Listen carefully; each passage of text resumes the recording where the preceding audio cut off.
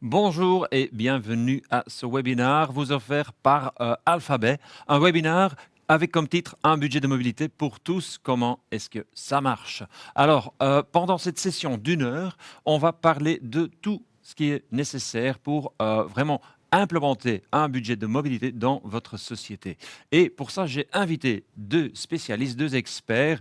Et d'un côté, j'ai Christophe Janssen, il va se présenter dans quelques instants. Et de l'autre côté, j'ai Valérie Tserstevens, elle aussi, à 1 minute après pour se présenter.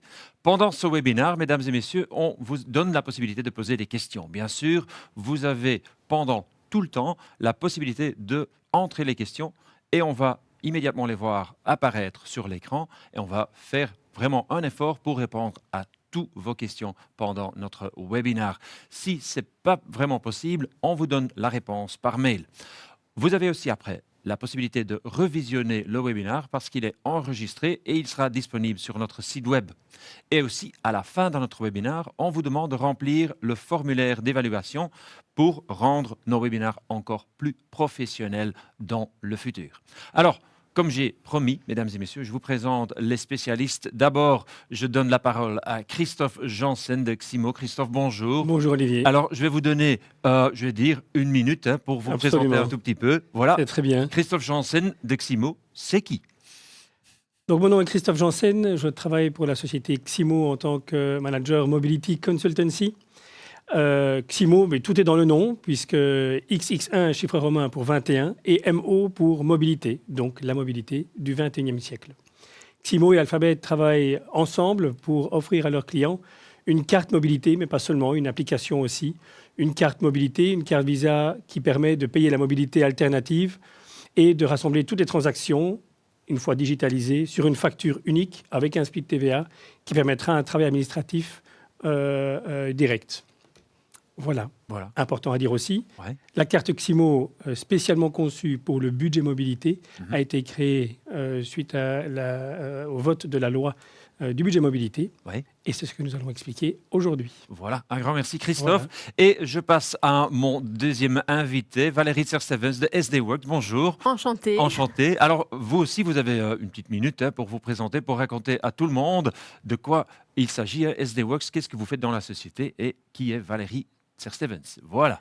Voilà, merci. Mon nom est Valérie Tserstevens. Je travaille comme managing consultant chez SD Works. Alors, SD Works, société présente en Belgique, mais aussi dans le monde, s'occupe de la gestion du personnel, de la gestion des salaires, mais également de toutes les matières des ressources humaines et accompagne les entreprises au niveau juridique, donc au niveau national, au niveau international.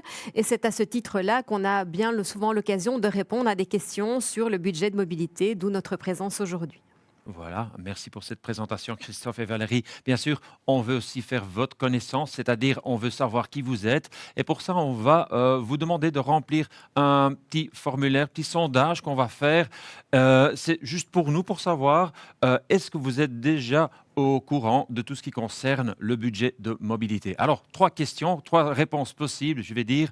Avant de commencer, pouvez-vous nous indiquer si votre entreprise a déjà implémenté un budget de mobilité, ou si vous n'en êtes qu'au début, ou si vous n'avez encore rien entrepris par rapport à ceci? Alors, remplir vos réponses, donner vos réponses et les résultats seront communiqués dans quelques instants.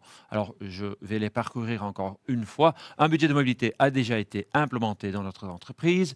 Le budget de notre entreprise n'en est qu'à ses débuts, ou le budget de mobilité est totalement inconnu dans notre entreprise. Voilà notre sondage. Passons à notre agenda pour cette session. Alors, aperçu des points. On va parler de mobilité avant et maintenant, du passé et du futur. L'indemnité de mobilité vis-à-vis le budget de mobilité. Alors, de quoi est-ce qu'on parle? C'est pour qui le budget de mobilité? Quelle procédure d'implémentation est-ce qu'on doit suivre? Comment est-ce qu'on va définir le budget? On veut aussi consacrer le budget, on veut le dépenser bien sûr. Gérer le budget, ça c'est pour l'employeur, très important, mais aussi, je pense, pour l'employé. Alors, avec le budget qu'il a à sa disponibilité, qu'est-ce qu'il veut faire, qu'est-ce qu'il peut faire? Et dernièrement, quelques points d'attention, quelques questions pertinentes où on va vous donner les réponses immédiatement. Et à la fin, on va donner encore réponse à quelques questions que vous avez posées pendant la session. Mais n'oubliez pas, mesdames et messieurs, vous avez la possibilité de poser des questions maintenant en live. Ils vont apparaître sur mon écran de mon PC ici et on va immédiatement chercher la réponse.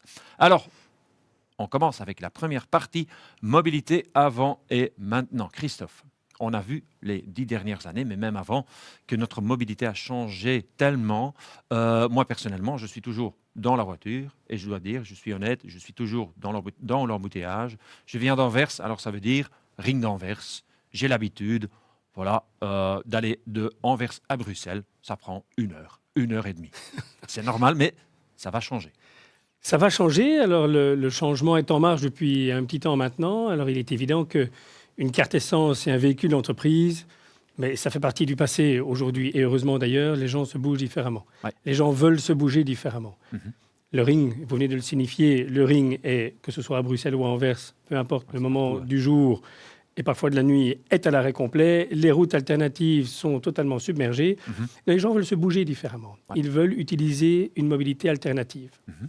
Maintenant, soyons clairs, cette mobilité alternative, elle n'est pas accessible à tout le monde non plus, puisque c'est ceux qui sont en ville qui ont accès à, et on y viendra plus tard, cette trottinette électrique ou cette mobilité alternative qu'on va détailler.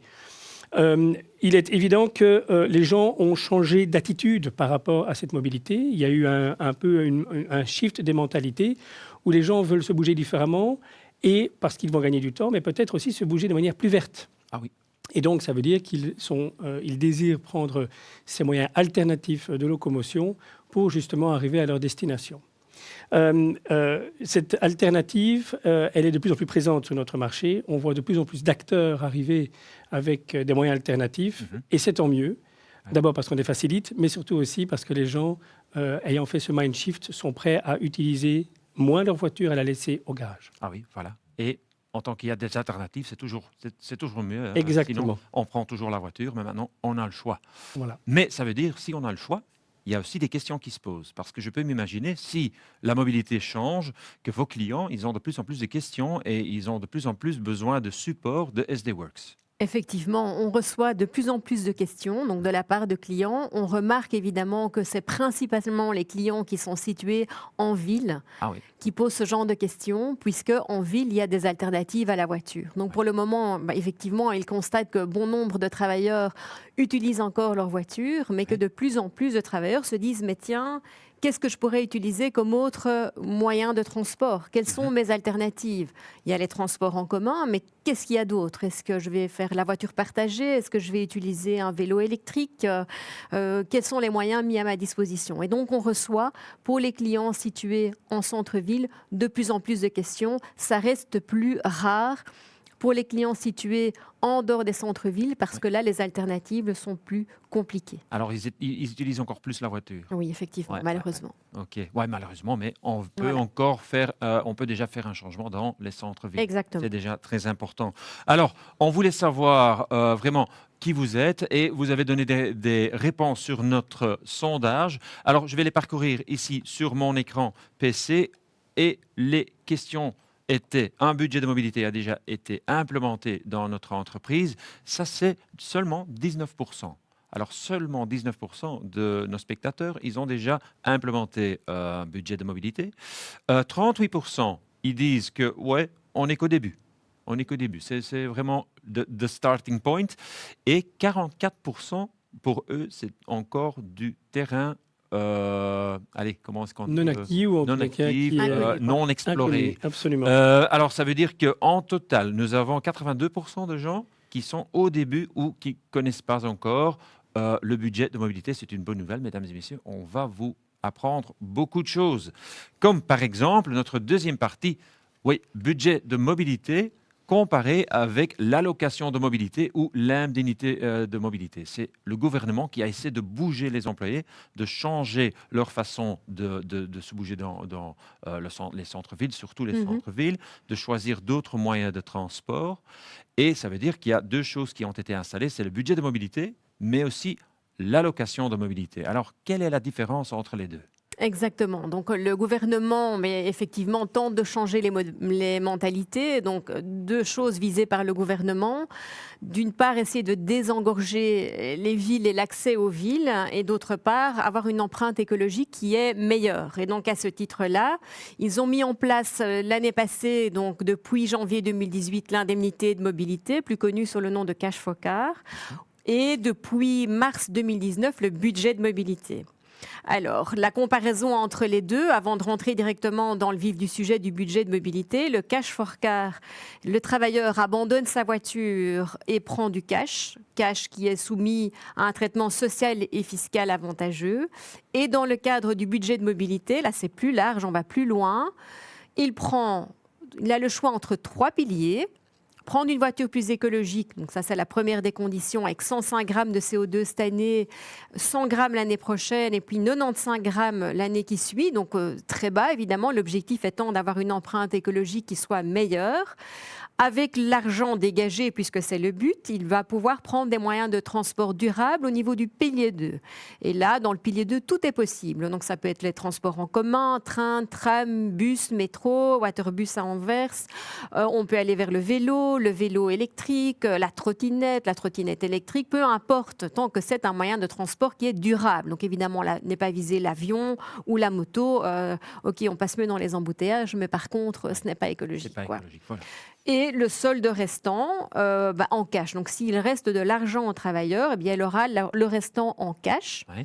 Le restant donc, ne sera pas soumis à la taxation, ça c'est l'avantage, mais bien à une cotisation de sécurité sociale de 38,07%. Alors, je dois encore souligner ici que le travailleur n'est pas obligé de prendre les 3 piliers. Il peut faire pilier 1 et puis pilier 3, ou faire pilier 2 et pilier 3.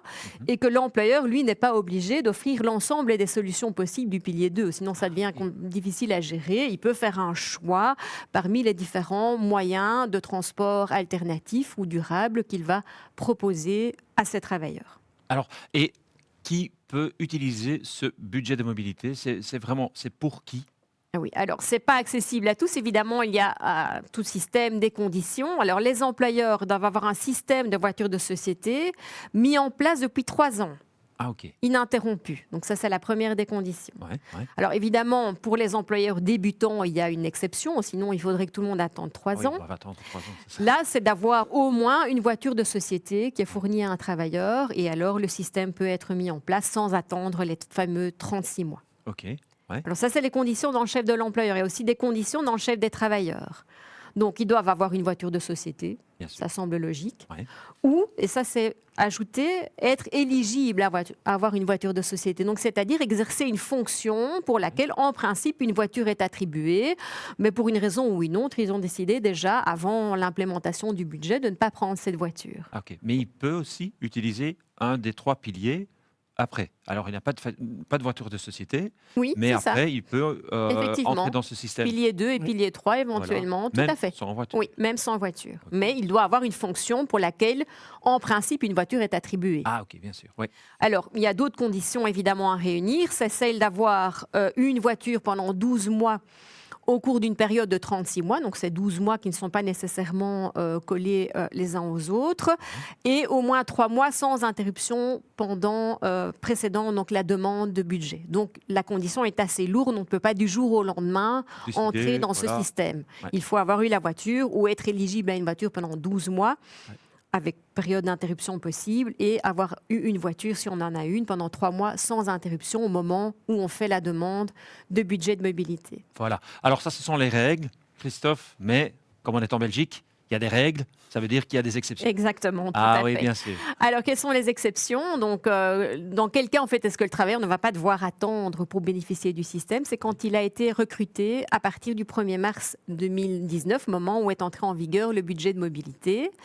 Ou alors, s'il a eu une promotion ou un changement de fonction juste avant l'implémentation du nouveau système, dans ce cas-là, il pourra directement entrer aussi dans le système du budget de mobilité sans attendre ces fameux 1 an. Ouais. En revanche, s'il a une promotion à l'heure d'aujourd'hui, malheureusement, il doit effectivement attendre ces fameux 1 an avant de pouvoir entrer dans le système du budget de mobilité. Ok. Alors, il y a une question qui entre. Voilà. Notre entreprise est située dans un zoning industriel qui n'est pas bien desservi par les transports en commun. Oui. Il sera donc plus difficile d'utiliser le pilier 2.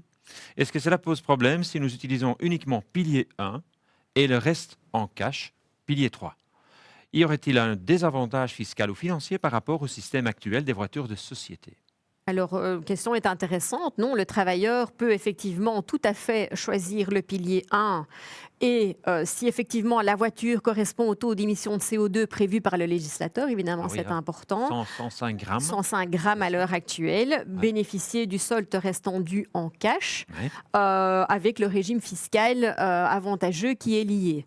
Alors il est quand même à noter que le pilier 2, ok, c'est intéressant en moyen de transport en commun pour arriver sur les lieux du travail, mais ce n'est pas uniquement pour ça. Le Ah non, travailleur pourrait très bien prendre un ticket de train pour aller avec sa famille en week-end à Londres, par exemple. Donc, dans ouais. ce cas-là, faire quand même usage du pilier 2, Ouais. malgré le fait qu'il n'y ait pas de transport en commun pour arriver sur les lieux du travail. Ah oui, hein, ce qui est très populaire aujourd'hui aussi, ce sont les Mm. speed pedelecs.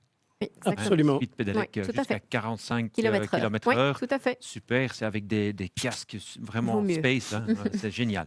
Alors, comme ça, vous pouvez aussi utiliser le pilier 2 chers spectateurs. Ah, deuxième question, ça rentre très vite, hein. Est-ce que si on décide de ne pas respecter le pilier 1, soit les 105 grammes de CO2 pour les voitures, est-ce qu'on peut donner quand même la possibilité à l'employé de mixer son budget mobilité entre une voiture de plus de 105 grammes de CO2 et un leasing d'un vélo? Alors, vous pourrez le faire, effectivement, mais on ne va pas rentrer dans les conditions telles que prévues par le législateur, ici, stricto sensu.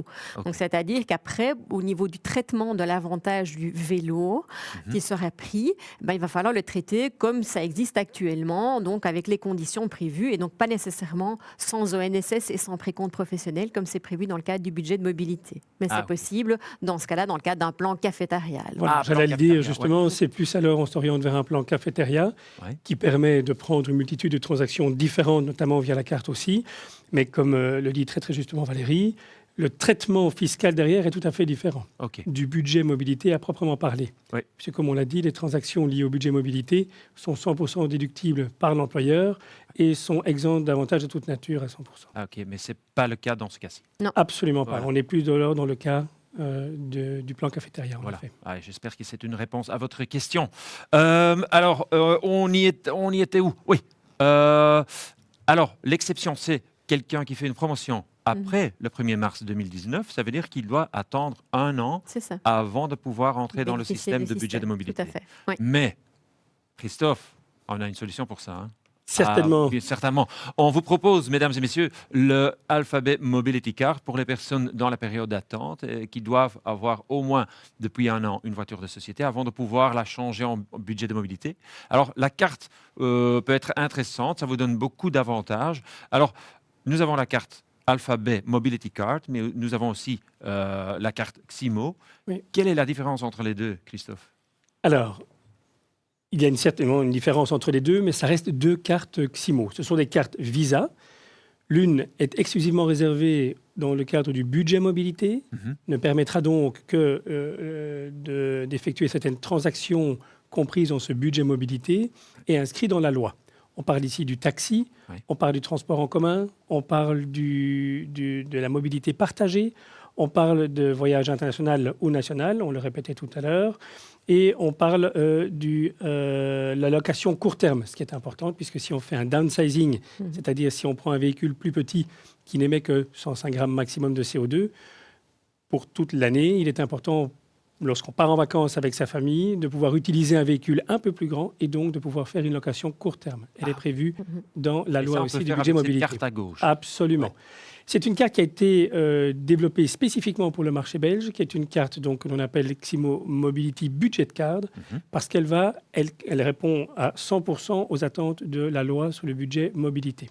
Il n'y a aucune autre transaction qui est possible que celle définie dans le cadre de la loi. Ouais. Sur l'autre carte, qui est donc l'Alphabet Mobility Card, nous travaillons ensemble avec Alphabet pour offrir à nos clients cette carte mobilité, permet plus de transactions, qui sortent du cadre légal du budget mobilité, mais ici, c'est plutôt une carte qui va être utilisée, on le disait tout à l'heure, dans le plan cafétéria, dans le plan flex, et pourquoi pas pour les transactions exclusivement liées aux transactions professionnelles. Ah, ok. Mais donc là, les types de transactions sont multiples. Ouais.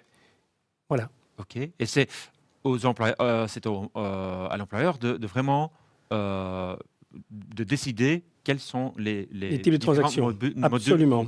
qu'on peut offrir à nos employés. Absolument, parce que c'est une carte Visa, mais qui ne payera que ce que l'employeur aura défini qu'elle puisse payer. Ah, OK. Et c'est ce qui fait de ce produit une carte Visa très particulière, Mhm. puisque c'est l'employeur qui va définir le type de transaction auquel il a envie de donner accès ou il a besoin de donner accès pour son employé. Voilà. On va entrer D'accord. dans les détails plus tard. Hein. Oui. Toutes les choses qu'on peut payer avec cette Mhm. carte Alphabet Mobility Card, mais aussi avec la carte Ximo Budget Mobility Card. Maintenant, on veut savoir, mesdames et messieurs, avec tous les infos que vous avez reçues maintenant, on va faire un deuxième sondage. Alors, après avoir entendu tout ça, combien d'employés seraient intéressés d'implémenter un budget de mobilité? Alors, on va vous demander de donner réponse à notre question. Alors, est-ce que dans votre cas, c'est 25% ou moins, entre 25 et 50%, entre 50 et 75%, ou même plus, entre 75 et jusqu'à 100%? À vous de répondre à cette question. Combien d'employés seraient intéressés d'implémenter un budget de mobilité? On va vous communiquer les résultats dans quelques instants. Alors, Valérie, j'ai une société. Hein, imaginons, j'ai une société. Je suis, chef d'une entreprise et je veux vraiment commencer avec ce budget de mobilité. Je peux m'imaginer que je dois parcourir vraiment un processus avec l'État. Je dois remplir des formulaires, je dois suivre une certaine procédure. Alors, comment est-ce que ça marche? Effectivement, si une entreprise souhaite implémenter le budget de mobilité, elle va devoir respecter certaines étapes. Mhm. Bon, je voulais souligner avant toute chose qu'avant d'entamer ces étapes, ce n'est pas parce que le budget de mobilité existe que toutes les entreprises sont maintenant obligées de proposer le budget de mobilité à leurs travailleurs. Elles peuvent choisir ou pas d'implémenter un tel système. Donc si maintenant, c'est vraiment ça, dans le chef de l'employeur, de décider, je veux faire usage du budget de mobilité. Et puis après, aux travailleurs de faire le choix de rentrer dans le système. Ah oui. Donc ça, c'est la première chose. Une fois que l'employeur est décidé, se dit, moi, je veux proposer une alternative type budget de mobilité à mes travailleurs, ben donc il va faire une offre Mhm. qu'il va présenter à l'ensemble de ses travailleurs, même ceux qui ne sont pas nécessairement concernés Ah bon? par le budget de mobilité. Donc, en fait, c'est une information. Il va informer l'ensemble de ses travailleurs qu'il ouvre un tel système dans son entreprise. Donc, il va faire une police en usage, une CCT, ça dépend comment il a l'habitude de fonctionner. En général, il va suivre la même formule que pour la voiture de société, puisque c'est en général pour des gens, effectivement, qui avaient déjà une voiture de société. Ensuite, le travailleur qui est informé de l'ouverture de ce choix va faire sa demande OK. par écrit. Alors, il n'y a pas de formalisme particulier, ça ne doit pas être nécessairement à recommander. Et avec une carte jaune. Non, voilà, un email suffit. Quoi. Voilà. Donc, c'est juste pour formaliser, avoir une preuve que la demande a bien été formulée. Mhm. Alors, après, l'employeur va accepter la demande du travailleur ou la refuser. En effet, l'employeur peut fixer des conditions pour l'implémentation de son budget de mobilité. Il peut très bien dire, pour certaines catégories, certaines fonctions, ça n'est pas possible. OK. Ce sont des commerciaux, ils se déplacent. Moi, je ne veux pas que mes commerciaux se retrouvent éventuellement sans voiture. Ou alors, s'ils font le choix du budget de mobilité, ils devront impérativement choisir une voiture plus écologique et ne pourront pas abandonner leur voiture. Sinon, moi, je vais me retrouver avec des gens qui n'ont pas de voiture, qui vont rentrer des notes de frais quand ils vont chez les clients. Ouais. Donc, il pourrait à ce titre refuser, sur base objective, évidemment, la demande du travailleur. Ensuite, une fois qu'il a accepté la demande du travailleur, il va communiquer ses calculs et le montant exact du budget dont le travailleur pourra disposer pour que le travailleur sache sur quel pied danser et puisse adhérer ou pas au système, en fait. Ouais. Donc, le travailleur pourrait très bien dire sur ce base-là, non, finalement, c'est pas très intéressant pour moi, je ne rentre pas dans le système. OK. Si le travailleur accepte, alors, c'est important, l'employeur doit signer une convention avec le travailleur. OK. Obligatoirement avant le démarrage du système. Sinon? Sinon, eh bien, il y a une sanction qui est prévue. Donc, c'est-à-dire que tout ce qui est budget de mobilité va être considéré comme du salaire, avec malheureusement sécurité sociale traditionnelle dessus et précompte professionnel, Oui. et possibilité d'une sanction de niveau 2, donc avec une amende administrative de 200 à 2000 euros ou une amende pénale de 400 à 4000 euros, ce qui est quand même gênant. Ouais, c'est cher, Mhm. c'est cher. Alors c'est très bien il faut décider, hein. Si on le fait, Tout on le à fait. fait. Voilà, C'est pas juste à moitié. Non, c'est ça. si on suit la procédure, on doit le faire jusqu'à la fin. Mhm. Alors, Christophe, je prends de nouveau l'exemple. Je suis chef d'une entreprise. Alors j'ai contacté tous mes employés. Ils ont réagi. J'ai rédigé quelques plans. J'ai donné des budgets. Alors il y a quelques employés qui ont décidé, voilà, on va le faire. On va le faire. On installe le système budget de mobilité. Comment est-ce que je vais implémenter la carte dans mon entreprise? Alors, c'est assez simple. Ouais. L'implémentation, à proprement parler, est vraiment très simple, évidemment. Je voudrais souligner peut-être, avant de commencer, que le budget mobilité, s'il est implémenté dans l'entreprise, sans une solution comme celle que l'on offre, eh bien, l'entreprise va devoir ouvrir un compte virtuel dans la comptabilité pour l'utilisateur. Ah oui. Et donc, chaque fois qu'il revient avec un ticket ou, de transport ou oui, le coût d'une mobilité alternative, ça va venir en déduction du budget virtuel qui se trouve dans la comptabilité, ce qui est quand même un sérieux travail pour l'employeur. Ah, c'était encore comme ça chez moi à l'époque, hein, avec Absolument. les notes de frais. Voilà, ça va les changer, tickets, on espère. Ouais, hein. Et donc, ça veut dire que sans cette solution aussi, l'utilisateur va devoir lui-même avancer les frais liés à cette mobilité alternative. Ouais. Donc, ici, avec cette solution, sachant qu'elle est prépayée, que l'on peut avoir une carte qui est prête à dépenser les transactions, les coûts liés aux transactions dans le budget mobilité, pardon, eh bien, tout ce travail administratif n'a plus de raison d'être. Ah oui, Ok. bien sûr. Alors, l'implémentation du système chez nous est très simple. On a un contact avec le premier client, on reçoit à ce moment-là ses coordonnées, on va échanger un contrat. Ouais. On va échanger un contrat, mais surtout aussi ce qu'on appelle un document CEPA B2B, qui est un document de domiciliation, puisque nous allons aller chercher de l'argent sur le compte du client Mhm. pour mettre sur les cartes de mobilité, Ouais. pour être utilisé après. Ce qui veut dire que là, on va devoir signer ces deux documents. Une fois que ça a commencé, le client va faire sa demande de carte en ligne Mhm. et va pouvoir donc, pour l'utilisateur, demander une carte avec des autorisations spécifiques par type de transaction Par et un emploi- certain par budget employé. qu'il décide, par employé absolument. OK. Ce qui veut dire que l'employé, ou dans l'entreprise, nous aurons des employés qui auront chacun leur propre budget mobilité, leur propre profil mobilité aussi. OK. Ok. Génial. Voilà. Et ensuite, eh bien, les cartes sont livrées chez le client au nom de l'utilisateur Ouais. et sont prêtes à être utilisées. Avec déjà. Avec le montant qui est chargé au début du mois pour être utilisé directement. C'est déjà Absolument. fait. Je peux Voilà. déjà commencer à dépenser de l'argent. Exactement. Voilà. Ah, mais alors là, on parle du budget. Alors, ça veut dire que chaque entreprise dispose d'un budget annuel qu'on peut consacrer à la mobilité. Alors, comment est-ce qu'on décide sur ce budget? Qu'est-ce qu'on fait pour calculer vraiment le budget qu'on a? Oui, effectivement, ce n'est pas la partie la plus facile. Donc, Mhm. c'est-à-dire que l'entreprise fournit des voitures de société et puis elle se dit, bon, d'accord, comment est-ce que je vais déterminer mon coût total, en fait, puisque Ouais. c'est ça qu'on va pouvoir mettre dans le budget mobilité. Qu'est-ce que ça me coûte en totalité? Mhm. Et donc, en fait, quel est le budget que le travailleur va pouvoir dégager et avoir à disposition dans le cadre du budget de mobilité? Puis, c'est ce qui nous intéresse aujourd'hui. Donc, afin de faciliter la vie des employeurs, nous avons mis à disposition un outil de simulation. Ouais. Donc cet outil de simulation, qui est accessible gratuitement, permet effectivement de déterminer ce budget de mobilité pour justement aider les entreprises à déterminer et à dire à leurs travailleurs au cours de la procédure, justement, bien, avec la voiture que tu as, tu dégages un budget d'autant et ça va te permettre de faire tel ou tel choix Ah, dans le cadre du budget de mobilité. Donc, le voilà. voici une simulation donc, de cet outil. Donc, vous cliquez sur outil de simulation. Ensuite, vous descendez et puis vous allez cliquer sur la photo relative au budget de mobilité vers un mix durable. Puis bon, vous démarrez l'outil. Vous allez voir que vous arrivez sur une page suivante avec deux options. Le budget de mobilité dont on parle aujourd'hui et la fameuse allocation de mobilité ou cash for car, mais on va parler du budget de mobilité aujourd'hui uniquement. Donc le premier volet qui n'est pas des moindres, déterminer le budget, donc le coût total par an pour l'employeur. Donc ici, on prend une voiture de catégorie 3, on voit que le budget qui y est lié est de 8 000 €. Ensuite, sur cette base-là, bien, le travailleur va pouvoir utiliser ce budget. Donc, nous, on va voir à quoi le travailleur va pouvoir dépenser ce budget. Donc, il a 8 000 € au total. Il décide de prendre une voiture plus écologique. Et donc, là, ici, le choix se porte sur une Ford Focus.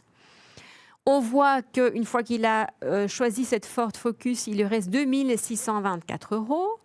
Donc, il y a une proposition de transport en commun, il y a tout ce qui est système de vélo partagé. On arrive sur les vélos, c'est ça qui intéresse. On voit qu'il y a les vélos de ville, les speed pédélec, mais là, il prend, je dirais, un vélo électrique classique, 1 500 € et il lui reste une valeur brute de 1 124 €. Il est satisfait avec ce qu'il a choisi au niveau des moyens de transport durable et donc il prend le reste en cash. Donc, on voit l'avantage de toute nature lié à cette nouvelle voiture, 1 740 €. L'avantage, donc l'ancienne voiture, 1 740, la nouvelle, 1 340. Le vélo électrique, 1 500, qui n'apparaîtra pas dans le payroll parce que non soumis à l'ONSS et non soumis au précompte. Et on voit le cash. Eh bien, il ne va pas avoir 1 124 € dans sa poche, le travailleur, puisqu'il faut enlever la sécurité sociale de 38,07%.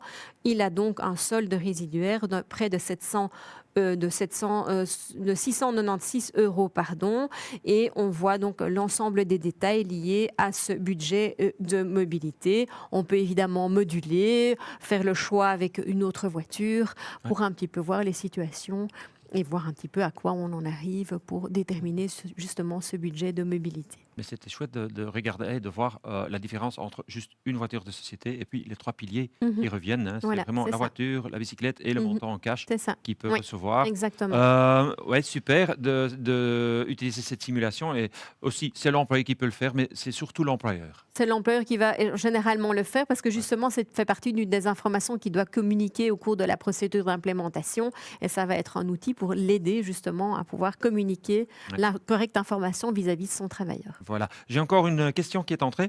Est-ce que je peux acheter mon abonnement de train annuel avec le pilier 2? Si oui, est-ce que le système de tiers payant peut être utilisé pour l'achat de mon abonnement? Oui, bien Dans les deux cas, Dans les oui. deux cas, oui. Dans les deux cas, oui. Absolument. Donc, il est possible. Tous les trois, on va le dire dans le Oui. cas. Dans la Oui. caméra. Oui. Oui. Exact, oui. Oui, vous pouvez. Absolument. Oui, oui, oui. Non, mais c'est Absolument. important. C'est une question importante parce Ouais. qu'elle revient de manière assez régulière parce que les gens veulent acheter évidemment un abonnement. Ouais. L'abonnement donc au nom du détenteur de carte, à savoir que les billets peuvent être pris pour la famille, mais l'abonnement Oui. c'est au nom du détenteur de la carte, Ok. ou en tous les cas de celui qui profite du budget mobilité. Mhm. Mais donc cet abonnement, on peut l'acheter avec ce pilier 2 et On peut aussi le payer avec la carte. Absolument, oui. Ok. Absolument, Avec c'est la le carte but. Simo, c'est Absolument. possible de payer absolument, pour notre abonnement. absolument. Ainsi que le tiers payant. C'est génial. Voilà. C'est génial. Alors, tous les documents sont en ordre. Hein, j'ai suivi la procédure, tout est en ordre, j'ai communiqué tout à mes employés. La carte a été implémentée grâce à Ximo. Hein, j'ai reçu les cartes par poste, ils sont déjà chargés, tout est en ordre. Le budget a été déterminé grâce à l'outil. Alors, à quoi pouvons-nous consacrer ce budget? Donc, comme déjà expliqué en introduction, 3 piliers pour le budget de mobilité. Le premier, prendre une voiture plus écologique avec le taux de CO2 fixé par le gouvernement. Oui. Deuxième pilier, des moyens de transport durable. Et donc ça, je le rappelle que c'est l'employeur qui va fixer les moyens de transport durable qu'il permet aux travailleurs de prendre. Hein. C'est pas full choix dans le chef du travailleur. Et le solde restant dû en cash, cash soumis à la fameuse cotisation de sécurité sociale de 38,07%, mais pas à l'impôt, donc quand même intéressant à l'arrivée pour le travailleur. Voilà. J'ajoute encore une chose, c'est que chez Alphabet, vous avez la possibilité de faire le leasing d'une bicyclette. On a aussi annoncé cette année-ci le Lease Bike of the Year. C'est pas seulement Lease Car of the Year qu'on a choisi, mais aussi le Lease Bike of the Year. Cette année-ci, c'était une bicyclette Speed Pedelec de la marque Strömer ST3. Alors voilà, juste une petite publicité entre les deux sujets. Alors, qu'est-ce qu'on peut payer avec la carte Ximo, Christophe? Qu'est-ce qu'on peut faire? Parce que je reçois la carte par poste, Oui. mais maintenant, qu'est-ce que je fais?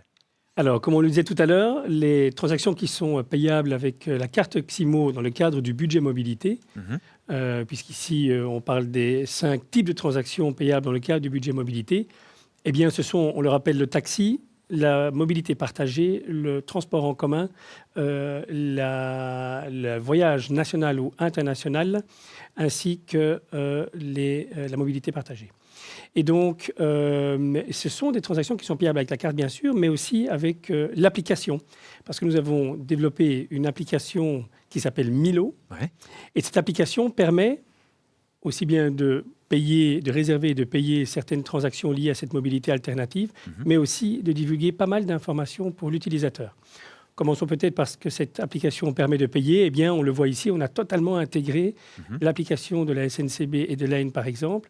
Et donc, pour acheter son billet en 2 clics, on obtient l'information nécessaire sur l'application pour pouvoir utiliser les moyens de transport. On voit aussi que les moyens de transport alternatifs, on parlait de la trottinette électrique, on parlait du e-scooter ou bien des vélos électriques en libre service, toute cette mobilité alternative que l'on peut utiliser aujourd'hui, eh bien, ça se fait via l'application. Alors, nous avons intégré la majorité, mais bien sûr, l'important, c'est d'aller enregistrer le moyen de paiement, à savoir la carte Ximo, comme moyen de paiement sur l'application. Et lorsque un service est utilisé grâce à l'application, il suffit simplement, après utilisation, la transaction sera enregistrée sur notre facture et sera envoyée à l'employeur. Fantastique. Dans cette facture mensuelle globale, intégrant un split TVA et qui permet évidemment de déduire le frais et de récupérer la TVA. Ah oui, bien sûr. Voilà. À côté de cela, nous avons aussi donc, dans cette application la possibilité d'échanger énormément d'informations pour l'utilisateur.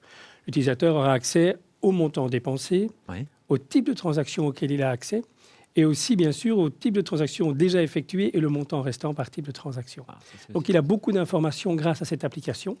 Il pourra même, grâce à l'application, voir s'il est préférable d'utiliser le transport en commun ou la voiture pour se rendre chez un client notamment. Ah, ok. Super. Voilà. C'est une application très interactive. Ouais. Alors, j'ai déjà reçu une question sur la carte. Il y a quelqu'un qui me demande, est-ce que c'est possible de mettre un budget annuel sur la carte de mes employés ou c'est mensuel? Le budget est mensuel. Il est possible, bien sûr, et je le dis, de mettre bien sûr un montant annuel sur la carte. Mais je dirais que dans la pratique, si j'ai des clients plutôt réticents à faire cela, c'est parce qu'ils ont parfois peur que l'utilisateur ou l'utilisatrice utilisent l'entièreté du budget sur les 2 premiers mois de l'année et puis ils s'en vont. Et donc, ça veut dire qu'il y a un petit problème de ce côté-là. Mais la réponse pour l'auditeur est très clairement oui.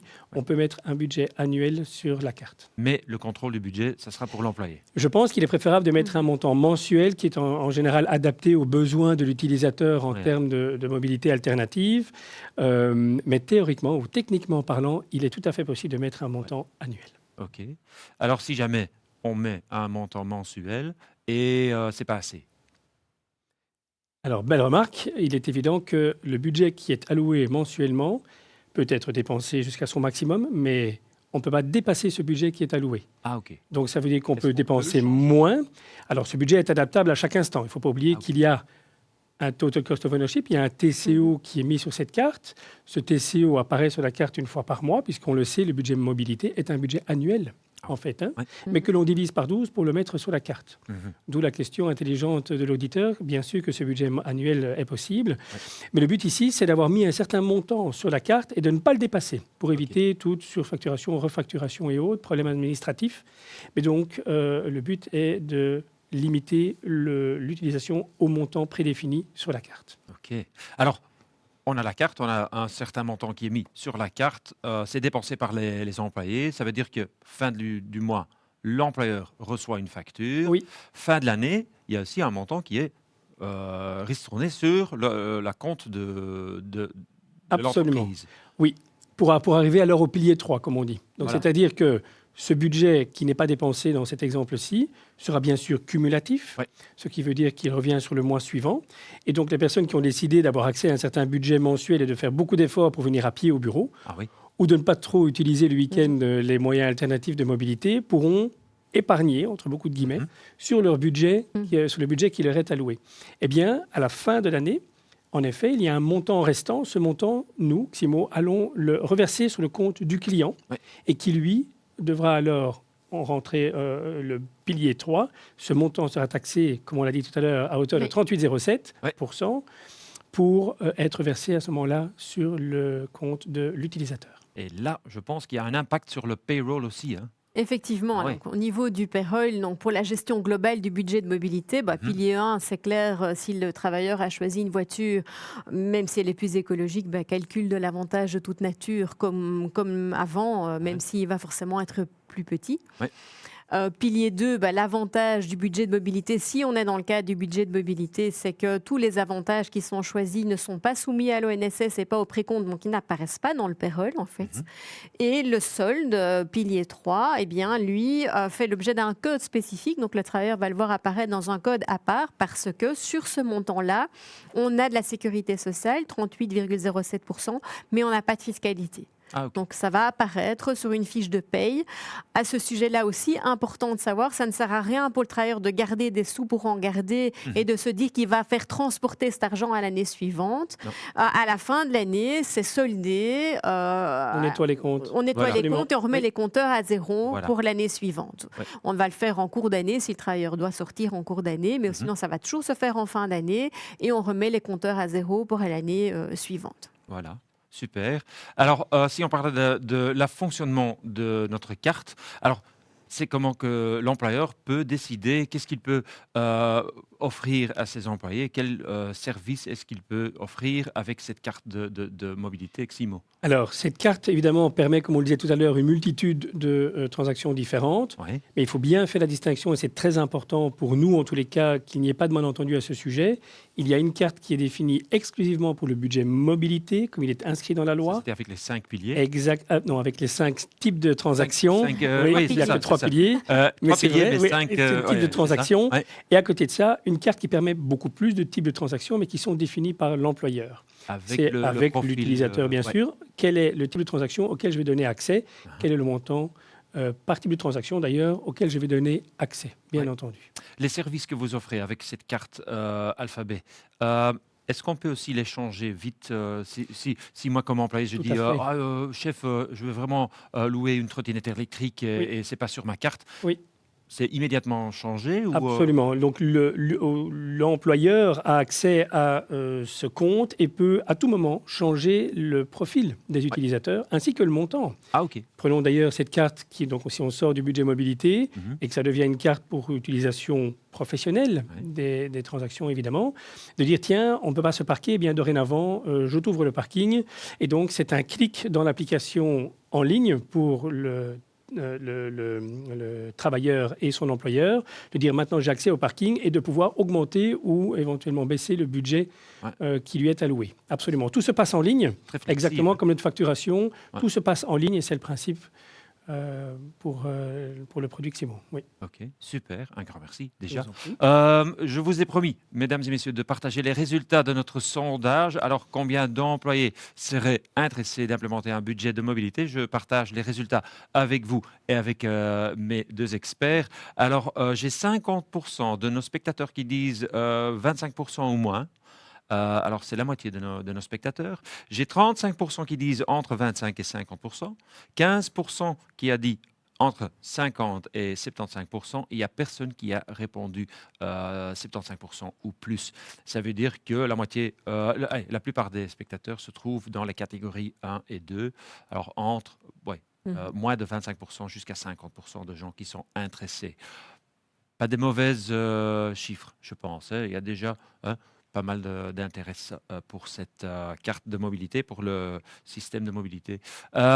Passons à notre partie numéro 8. Ce sont quelques points d'attention, quelques questions pertinentes.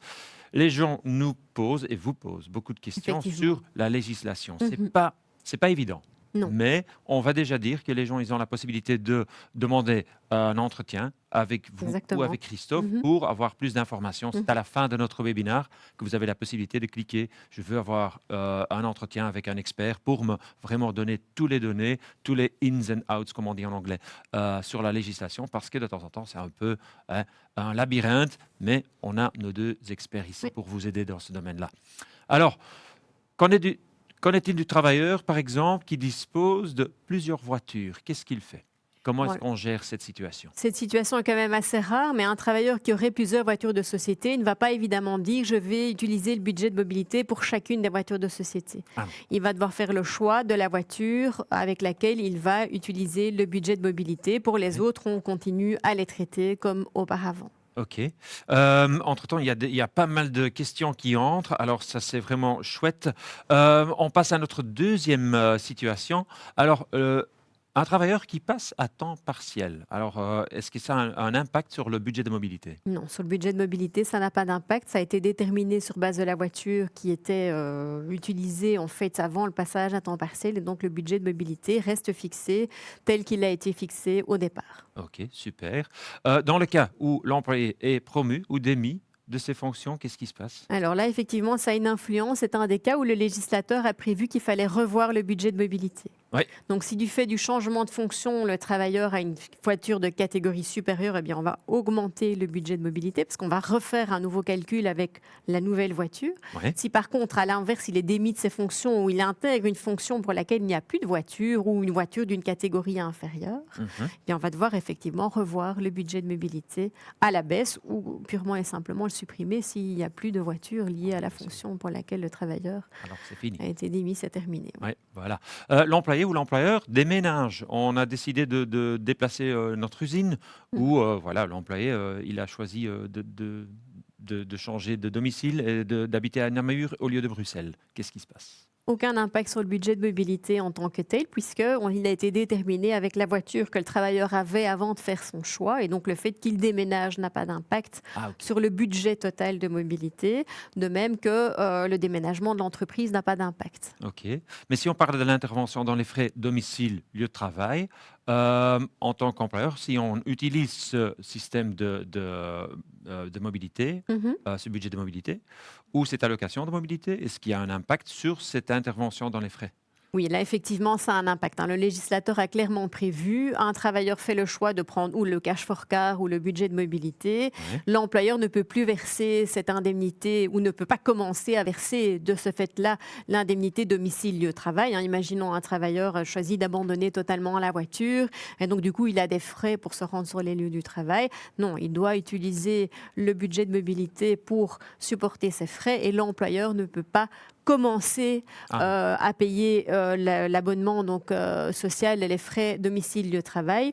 Il ne pourra maintenir cette intervention que s'il l'avait commencé 3 mois avant que le travailleur fasse la demande de changement budget de mobilité au cash ouais. for Et car. puis c'est l'un ou l'autre. C'est ça exactement. Voilà. Alors, un grand merci pour vos informations, Merci. pour vos réponses à ces questions. Alors, notre dernière partie, partie 9, ça, c'est les questions-réponses. Et Christophe et Valérie, j'ai Mhm. reçu pas mal de questions. Et je vais commencer avec la première question que je vois ici sur mon écran.